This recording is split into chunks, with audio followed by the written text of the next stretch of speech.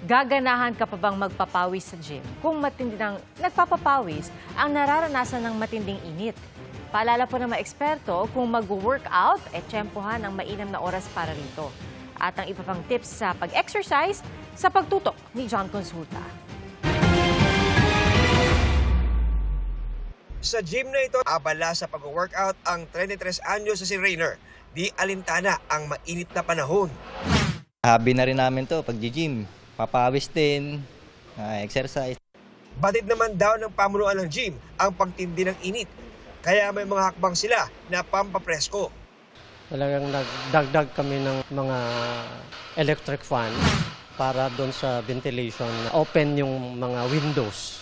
So yung hangin, labas-pasok. Plus, libre dito sa Charge Gym ang tubig para sa mga clients na nandito na mag-workout. Ayon sa DOH, kahit mainit ang panahon, di kailangang ihinto ang pag-e-exercise. Importante yon dahil kumikilos ka, nagbaburn ka ng calories. Ang mga pinakamagandang oras na mag-exercise ay sa umaga, bago ng 9 o'clock, at sa hapon, pagkatapos ng 4 o'clock. Ang mahalaga, nag-e-exercise man o hindi, dapat hydrated o nakainom ng sapat na tubig. Kung hydrated kasi, may iwasan ng mga peligro gaya ng heat stroke. Maaari nga raw matukoy sa pagkurot sa likod ng kamay kung kulang ka sa tubig. Tawag doon, test of a skin turgor. Pag kinurot natin yung balat, like ako, I would say well-hydrated, nakainom ako ng tubig ngayon, mabilis bumalik yung balat, no?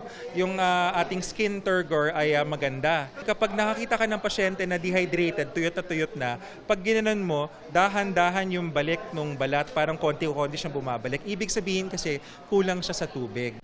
May iba pang paraan para malaman kung ikaw ay hydrated o hindi. Yung ihi natin kung malalim na dilaw o kaya green na malalim, ibig sabihin concentrated siya. Kulang tayo sa tubig. Ang gusto nating kulay ng ihi natin is light yellow or kahit colorless. Kapag di kayo pinapawisan, ibig sabihin kulang sa tubig at nag-overheat yung katawan. Para sa GMA Integrated News, John Consulta, nakatutok 24 oras.